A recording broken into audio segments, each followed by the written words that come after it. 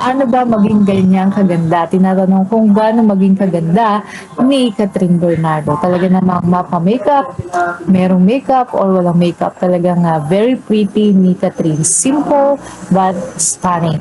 Ayan nga po, makikita rin po natin ang isang mga larawan dyan kung saan itong si Catherine Bernardo ay talagang napa-comment dahil nakasama nga po niya si Lee Min Ho sa isa pong Korean top entertainment talents whose popularity has garnered fans all over the world. Kasi nga isa nga po si Mr. Lee Min Ho sa mga endorser din ng Lazada. Kaya naman itong si Miss Catherine ay talagang masayang-masaya dahil hindi niya pala akalain na isa din si Lee Min Ho na makakasama niya bilang endorser ng Lazada.